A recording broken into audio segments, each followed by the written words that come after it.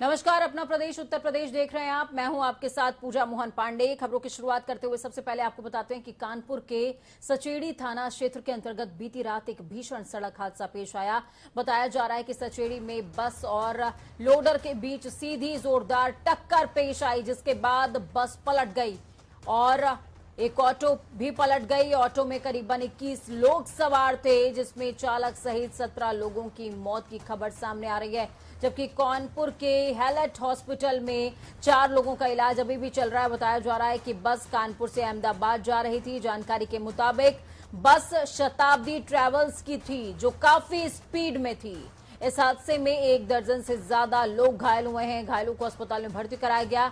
बताया यह भी जा रहा है कि मृतकों में ज्यादातर मजदूर हैं, जो बिस्किट बनाने की फैक्ट्री में काम किया करते थे। जानकारी मिली है उसके अनुसार बस लखनऊ की तरफ से आ रही थी और दिल्ली की तरफ जा रही थी, और सामने से जो एक ऑटो था उससे सामने की टक्कर हुई है, जिसमें 16 व्यक्ति की मौत हुई। तो इस खबर पर ज्यादा जानकारी के लिए अभिनव हमारे साथ में लाइव जुड़ चुके हैं। अभिनव, क्या कुछ अपडेट है आपके पास? घायलों की स्थिति अभी कैसी है? जी बिल्कुल, आपको बता दूं कि बीती देर रात कानपुर आउटर के सचेड़ी थाना क्षेत्र में भीषण सड़क हादसा हुआ, जिसमें एक बस जो अनियंत्रित होकर एक सवारी गाड़ी पर पलट गई और सवारी गाड़ी में सवार सभी 21 लोग जो थे वो घायल हो गए थे, जिसमें 16 की तो मौके पर ही मौत हो गई थी। वहीं इलाज के दौरान एक व्यक्ति की हैलेट अस्पताल में मौत हो गई, यानी मौतों का आंकड़ा 17 पहुंच चुका है और 4 लोग अभी भी जिंदगी और मौत के बीच हैलेट अस्पताल में ही जंग लड़ रहे हैं। वर्तमान स्थिति की अगर बात की जाए तो 2 घायलों की हालत गंभीर बनी हुई है, जिनको हैलेट अस्पताल के ही आईसीयू में शिफ्ट किया गया है। जी पूजा, क्या मौजूदा स्थिति को देखने के लिए, घायलों की स्थिति को जानने के लिए कोई प्रतिनिधि पहुंचे हैं अभी तक? अभिनव जी बिल्कुल, आपको बता दूं कि जिस तरह से देश के प्रधानमंत्री पीएम मोदी ने भी पूरी घटना पर दुख जताया और सीएम योगी ने भी पूरे मामले को खुद संज्ञान में लेते हुए जिले के अधिकारियों को सख्त निर्देश दिए थे कि राहत और बचाव का कार्य युद्ध स्तर पर किया जाए, जिसके बाद प्रशासनिक अमला तो युद्ध स्तर पर राहत और बचाव कार्य में लगी गया था। साथ ही साथ जो राजनीतिक व्यक्ति थे, जैसे यहाँ के क्षेत्रीय विधायक और क्षेत्रीय सांसद भी मौके पर पहुंचकर लोगों को सांत्वना देते रहे, क्योंकि जो मृतक थे वो पास के ही गांव के रहने वाले थे। इस वजह से बवाल की भी आशंका थी, क्योंकि भीड़ हाईवे पर इकट्ठा हो रही थी। तो जनप्रतिनिधि पहुंचे और उन्होंने लोगों को समझाया कि ये एक घटना है और सांत्वना दी और हर संभव मदद का भरोसा भी दिलाया। जी पूजा, बहुत बहुत शुक्रिया अभिनव हमारे साथ जुड़ने के लिए, अहम जानकारी साझा करने के लिए। तो अभिनव हमारे साथ में जुड़े, जिन्होंने साफ तौर पर बताया कि किस तरीके से ये भीषण हादसा पेश आया और अभी भी 4 लोग ऐसे हैं जो जिंदगी और मौत के बीच जंग लड़ रहे हैं। खबरों में आगे बढ़ते हैं तो वहीं इस हादसे पर देश के प्रधानमंत्री माननीय नरेंद्र मोदी और उत्तर प्रदेश के मुख्यमंत्री योगी आदित्यनाथ ने भी गहरा दुख व्यक्त किया है। साथ ही साथ आर्थिक सहायता की घोषणा भी की है। प्रधानमंत्री ने नेशनल रिलीफ फंड से मृतकों के परिजनों को 2 लाख रुपए की आर्थिक सहायता देने की घोषणा करी, जबकि घायलों के इलाज के लिए 50,000 रुपए की आर्थिक सहायता देने की घोषणा प्रधानमंत्री की तरफ से की गई है। सीएम योगी आदित्यनाथ ने इस घटना पर दुख जताते हुए मृतकों के परिजनों को 2 लाख रुपए आर्थिक सहायता और घायलों के इलाज की समुचित व्यवस्था करने का निर्देश दिया है।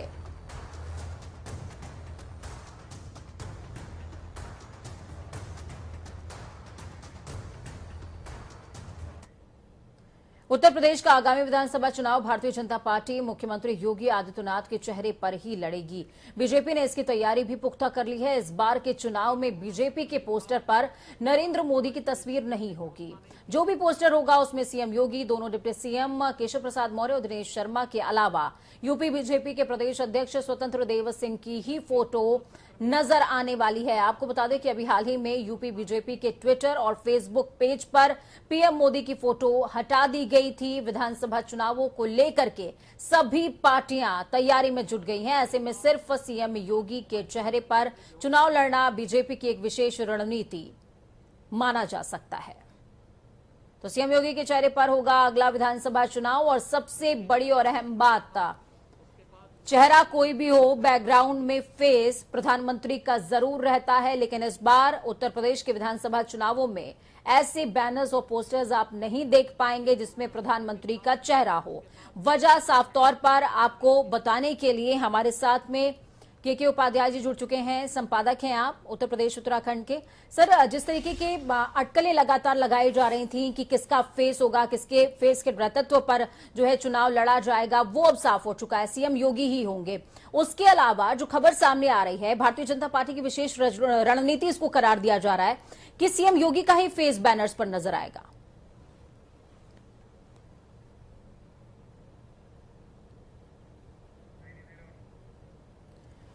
तो एक बार फिर से कोशिश होगी हमारी कि संपर्क किया जा सके। आपको बता दें कि बीजेपी की एक विशेष रणनीति सामने आई है और इस विशेष रणनीति के तहत सीएम योगी के चेहरे पर विधानसभा चुनाव लड़ेगी भारतीय जनता पार्टी। पोस्टर पर नहीं होगा प्रधानमंत्री की तस्वीर, पोस्टर में सीएम योगी, दोनों डिप्टी सीएम और प्रदेश अध्यक्ष स्वतंत्र देव सिंह ही नजर आएंगे। सीएम योगी के चेहरे पर विधानसभा चुनाव, और इसके पीछे जो वजह मानी जा रही है वो अहम रणनीति ये। सर, आपको मेरी आवाज आ रही है क्या?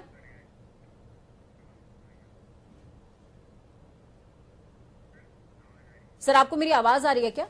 एक बार कंफर्म कर दें प्लीज। तो एक बार फिर से हमारी कोशिश होगी कि जुड़ सकें। आपको बता दें, यूपी के बीजेपी प्रदेश अध्यक्ष स्वतंत्र देव सिंह, सीएम योगी के चेहरे पर विधानसभा चुनाव लड़ेगी भारतीय जनता पार्टी। पोस्टर पर पीएम मोदी नहीं होंगे।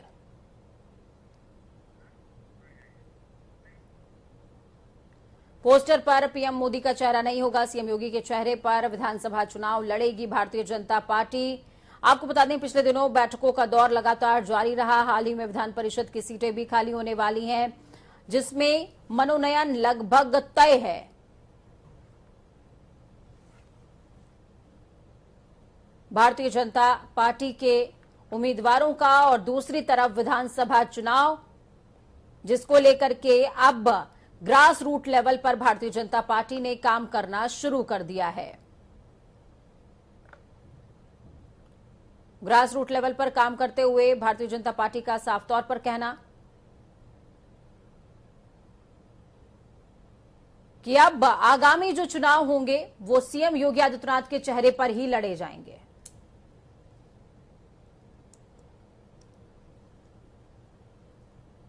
पोस्टर में सीएम योगी और दोनों डिप्टी सीएम की ही तस्वीरें होंगी।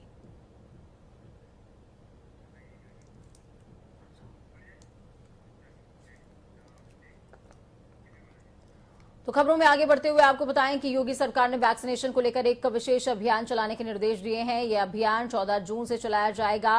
वैक्सीनेशन के विशेष अभियान के तहत रेहड़ी पटरी दुकानदार, फल सब्जी विक्रेता, ऑटो रिक्शा चालकों को वैक्सीन लगाई जाएगी। इसके लिए सभी जिलों में ड्राइवर बूथ और स्ट्रीट वेंडर बूथ अलग से बनाने के निर्देश दिए गए हैं। ये ड्राइवर बूथ सभी जिलों में आरटीओ ऑफिस में बनेगा। इसके तहत रोजाना कम से कम 100 कमर्शियल ड्राइवर्स को वैक्सीनेट किया जाएगा। बसों के ड्राइवर और कंडक्टर के लिए कम से कम 50-50 बूथ बनाए जाएंगे।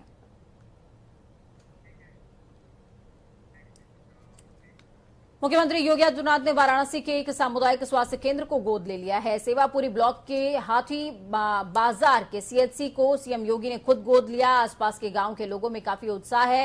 इस अस्पताल के कायाकल्प के लिए सरकारी अमला तेजी से जुट गया है। अगले 1.5 महीने में आदर्श सीएचसी के तौर पर यह अस्पताल सेवाएं देने लगेगा। मुख्यमंत्री की ओर से 10 ऑक्सीजन कंसंट्रेटर भी सीएचसी हाथी बाजार के लिए उपलब्ध कराया गया है। ये सीएचसी रेफरल अस्पताल भी होगा। आपको बता दें कि पिछले दिनों मुख्यमंत्री ने जनप्रतिनिधियों से अस्पतालों को गोद लेने की अपील करी थी। स्वास्थ्य विभाग की रीढ़ माने जाने वाली गांव के स्वास्थ्य केंद्रों को दुरुस्त करने के लिहाज से खुद योगी ने एक कदम आगे बढ़ाया है। मुख्यमंत्री योगी आदित्यनाथ कोरोना महामारी की वजह से आर्थिक मार झेल रहे 23 लाख श्रमिकों को आज 230 करोड़ की सौगात देंगे। मुख्यमंत्री आज सुबह 11:30 बजे सभी पंजीकृत 23 लाख मजदूरों के खाते में डीबीटी के तहत 1000 रुपए की धनराशि ट्रांसफर करने वाले हैं। आपदा राहत सहायता योजना के तहत 23 लाख मजदूरों को यह आर्थिक सहायता दी जाएगी। इस दौरान मुख्यमंत्री योगी आदित्यनाथ श्रमिकों से वीडियो कॉन्फ्रेंसिंग के जरिए संवाद करते भी नजर आएंगे।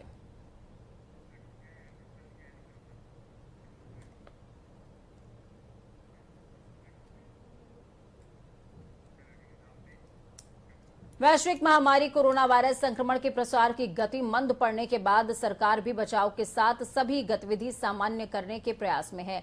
प्रदेश में सभी 75 जिलों में कोरोना के एक्टिव केसेस 600 से कम होने के बाद कोरोना कर्फ्यू हटा लिया गया। इसी क्रम में अब लखनऊ में मेट्रो का संचालन आज से शुरू कर दिया गया है। मेट्रो रेल सेवा का संचालन कोविड प्रोटोकॉल के तहत आज सुबह 7 बजे से शुरू हो गया। आपको बता दें कि लखनऊ के चौधरी चरण सिंह इंटरनेशनल एयरपोर्ट में मुंशी पुलिया तक संचालित होने वाली लखनऊ मेट्रो रेल सेवा हफ्ते में 5 दिन तक चलने वाली है। इस खबर पर ज्यादा जानकारी के लिए राकेश हमारे साथ में जुड़ चुके हैं, लाइव जुड़े हैं। राकेश, क्या कुछ अपडेट है आपके पास? बिल्कुल राजधानी लखनऊ पिछले 38 दिनों से जो मेट्रो सेवा थी उसे बंद थी, जिसको पुनः रूप से चालू कर दिया गया है। ये हजरतगंज का जो मेट्रो स्टेशन है, आप देख रहे हैं कि यहाँ पर पहले की तरह हालांकि आज तो भीड़ आपको नहीं दिख रही है, लेकिन जो कोरोना के चलते एक बार फिर से इसको पूर्ण रूप से चालू किया गया है। तो पूरी तरीके से पूरा इंतजाम यहाँ पर किए गए हैं। बकायदा पूरा स्कैनिंग के साथ में लोगों को वहाँ पर आने जाने की अनुमति दी जा रही है। साथ ही यहाँ पर जो व्यवस्थापक हैं, जो मेट्रो की देख रेख कर रहे हैं, हम उनसे बात करेंगे कि आखिर एक बार फिर से ये पुनः रूप से चालू किया गया है, किस तरीके की सुरक्षा व्यवस्था का जाम है, किस तरीके की इंतजाम है चालू किया गया। देखिए, लखनऊ मेट्रो आज सभी अपने यात्रियों को स्वागत कर रहा है, क्योंकि आज लगभग 1 महीने के छोटे अंतराल के बाद दोबारा जो है मेट्रो की सेवाएं शुरू हुई हैं अनलॉक 2 में। तो रिस्ट्रिक्शन के साथ है, सुबह 7 बजे से लेकर शाम को 7 बजे तक है, यानी आखिरी ट्रेन शाम को 7 बजे दोनों टर्मिनल स्टेशन से मिलेगी। और सुरक्षा का इंतजाम की जहाँ तक बात है, तो जो कोविड-1 के दौरान हमने इंतजाम किए थे, लगभग वही इंतजाम है, उससे बेहतर भी कुछ है। जैसे ट्रेनों को यूवी रेस से सैनिटाइज किया जा रहा है। यूवी रेस का मतलब आपने देखा होगा कि ऑपरेशन थिएटर में जिस तरह से सैनिटाइजेशन होता है यूवी रेस से, उस लेवल की यहाँ पर सफाई है ट्रेनों में। नियमित अंतराल पर रोज फिजिकल सैनिटाइजेशन तो हो ही रहा है। साथ में यात्रियों की सुरक्षा, उनका आराम, ये हमारे लिए प्राथमिकता है। तो उनके लिए हम लोगों ने यहाँ पर घुसते ही स्टेशन में देखिए सैनिटाइजर की व्यवस्था है। साथ में टेम्परेचर को स्क्रीन कराकर ही वो लोग अंदर आ सकते हैं। मास्क पहनना जरूरी है। और ट्रेन के अंदर भी बैठने की व्यवस्था जो है एक सीट छोड़कर है। एंड जो अब रेल से जिसको पकड़ के लोग नीचे उतरते हैं, उनको भी सैनिटाइज रेगुलर अंतराल पे किया जाता है। तो कोई भी ऐसी चीज नहीं है जिससे कि कोई वायरस का जो है संक्रमण किसी को हो सके। तो इंतजाम पूरे हैं और हम बस स्वागत करते हैं अपने। टोकन की अगर बात करें, किस तरीके से उसको सैनिटाइज करके लोगों तक दिया जाएगा क्या? देखिए, यात्रा के 2 साधन हैं। एक तो कॉन्टैक्टलेस ट्रेवल के लिए स्मार्ट कार्ड का लोग यूज करें, ये हमने प्राथमिकता दी है। टोकन का जो इस्तेमाल करना चाहते हैं, उनके लिए यूवी रेस से उनको भी सैनिटाइज किया गया है। और यूवी रेस से सैनिटाइज होने के बाद ही टोकन बिक्री के लिए आते हैं। तो वो जो टोकन आपको मिलते हैं, वो पूरे सैनिटाइज होकर ही मिलते हैं। तो पूरी तरह से यात्रा के लिए सुरक्षित साधन है ये। साफ तौर पे जो यहाँ के संचालक है, मेट्रो संचालक, उनका साफ तौर पे कहना है कि यहाँ पर जो भी मतलब यात्री आएंगे उनको। ठीक है, बहुत बहुत शुक्रिया हमारे साथ जुड़ने के लिए, अहम जानकारी साझा करने के लिए। तो खबरों में आगे बढ़ेंगे। पारस हॉस्पिटल मामले में तथाकथित मॉक ड्रिल के नाम पर 22 मरीजों की जान जाने के मामले में जिलाधिकारी ने कार्रवाई करते हुए अस्पताल को सील करने के आदेश दिए, जिसके तहत अस्पताल को आज सील कर दिया जाएगा। आपको बता दें कि अस्पताल में की गई मॉक ड्रिल के मामले में वीडियो सामने आने के बाद अस्पताल के मालिक डॉक्टर अरिंजय जैन के खिलाफ FIR भी दर्ज कर ली गई है। जिलाधिकारी का साफ तौर पर कहना है कि सिर्फ 3 मौतें हुई थी। अस्पताल के मालिक का कहना है कि सारे झूठे आरोप हैं। अस्पताल के बाहर मारपीट हो जाती है। सारे घटनाक्रम बिल्कुल तेजी से तब्दील हो रहे हैं। इस खबर पर ज्यादा जानकारी के लिए प्रदीप हमारे साथ में जुड़ चुके हैं आगरा से। प्रदीप, क्या कुछ अपडेट है आपके पास? शिफ्टिंग का कार्यक्रम होना था और शिफ्टिंग की जानी थी मरीजों की दूसरे हॉस्पिटल में, और उसके बाद हॉस्पिटल को सील किया जाना था। क्या सारे मरीज शिफ्ट हो चुके हैं प्रदीप?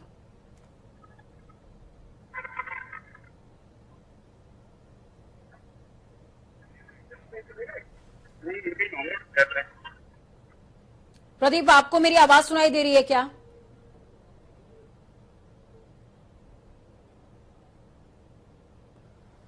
तो चलिए, पारस हॉस्पिटल को लेकर के लगातार गतिविधियां तेज हो गई हैं। सवालों के घेरे में महकमा भी है कि आखिरकार मॉक ड्रिल करने की इजाजत इस हॉस्पिटल को दी किसने। फिलहाल आगामी कार्रवाई करते हुए डीएम ने हॉस्पिटल को सील करने के आदेश दे दिए हैं। लेकिन सबसे बड़ा सवाल ये कि इस तरीके के आरोप भी सूत्रों के हवाले से निकल करके सामने आ रहे हैं कि पारस हॉस्पिटल को सील करने का ये क्रम कोई नया नहीं है, पहले भी इस हॉस्पिटल को सील किया जा चुका है। इस खबर पर ज्यादा जानकारी के लिए प्रदीप जुड़े हैं हमारे साथ में। प्रदीप, आप तक मेरी आवाज पहुंच रही है? पहले ये कंफर्म कीजिए। हाँ पूजा जी, आवाज आ रही है। ठीक है प्रदीप, क्या कुछ अपडेट है? मरीजों को शिफ्ट किया जाना था, शिफ्टिंग हो चुकी है और हॉस्पिटल को सील करने की गतिविधि कहां तक पहुंची? हाँ पूजा जी, हम हॉस्पिटल के एकदम सामने खड़े हैं। आप देख रही हैं सामने पुलिस बल बैठा हुआ है लगातार, और रात भर शिफ्टिंग का काम चला। 1 बजे तक पूरी शिफ्टिंग कर दी गई, और अब आज इसकी सीलिंग की कार्रवाई होनी है। और सीएमओ ने, आरसी पांडे ने कह दिया है कि इसका लाइसेंस भी रद्द किया जाएगा। और सबसे बड़ा सवाल पूजा जी यही है कि पीएम इसके अंदर 188 की कार्रवाई क्यों कर रहे हैं? क्योंकि मामला सामूहिक हत्या का है, सामूहिक नरसंहार का है। 304 की कार्रवाई क्यों नहीं करे? ये बहुत बड़ा सवाल है। हमारे साथ कुछ लोग खड़े हुए हैं पूजा जी, उनसे हम जानेंगे कि उन्होंने कल काफी जद्दोजहद यहाँ के कर्मचारियों के साथ की और एफआईआर तक की। सर, क्या मामला रहा? पारस हॉस्पिटल है, इसमें 98% इसके मानक पूरे नहीं होते हैं। अगर देखा जाए, इसमें कोविड जब फर्स्ट आया था तभी इसे इनकी लापरवाही की वजह से सील कर दिया था। दोबारा फिर इसकी सत्ता में और शासन में दोनों में पकड़ होने के कारण इसे दोबारा फिर कोविड सेंटर बना दिया गया। और ये मौत ड्रिल नहीं, ये डॉक्टर द्वारा मौत ड्रिल की गई, जिसमें 22 लोग सीधे सीधे मरे। प्रशासन इसे जैन को क्यों गिरफ्तार नहीं कर रहा है? अभी तक इसे अरेस्ट क्यों नहीं किया गया? ये सवालिया निशान है। जब तक इस प्रकार के डॉक्टर अरेस्ट नहीं होते संगीन धाराओं में, तब तक ये मौत ड्रिल होती रहेगी। पूजा जी, हमारे साथ एक पीड़ित और हैं, उनसे भी बात जानेंगे। अशोक जी हैं, जो कि ये पुलिस महकमे में है। एसपी सिटी ने बताया कि यहाँ पर इनको जगह नहीं मिली थी, पारस हॉस्पिटल में इनको एडमिट कराया। सर, क्या मामला रहा है? 26 तारीख को 25 तारीख को मैंने शाम को एडमिट कराया था अपनी मिसेज मुन्नी देवी को। सुबह 26 तारीख को मेरे पास 5:30 बजे या 5 बजे के करीब फोन गया कि ऑक्सीजन खत्म हो गई, ले आया अपने मरीज को कहीं ले जाए।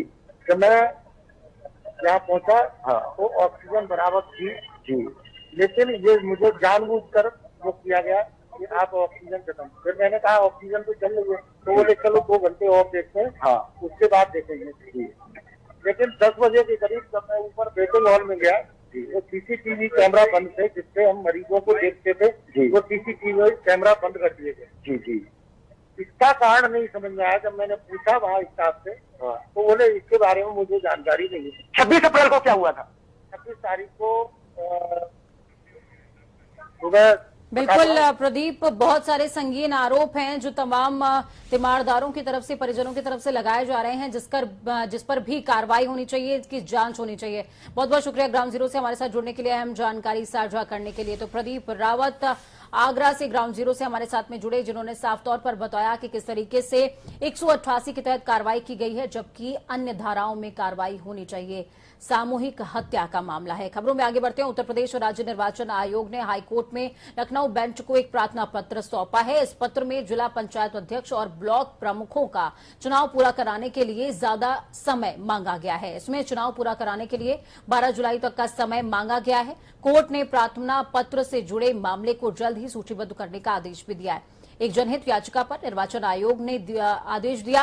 लखनऊ बेंच को यह प्रार्थना पत्र सौंपा गया है। आपको बता दें कि इस याचिका पर ही पंचायत चुनाव में वर्ष 2015 को मूल वर्ष मानते हुए आरक्षण लागू हुआ था। इस खबर पर ज्यादा जानकारी के लिए संजीव हमारे साथ में जुड़े हुए हैं। संजीव, क्या कुछ अपडेट है पूरे मामले में आपके पास?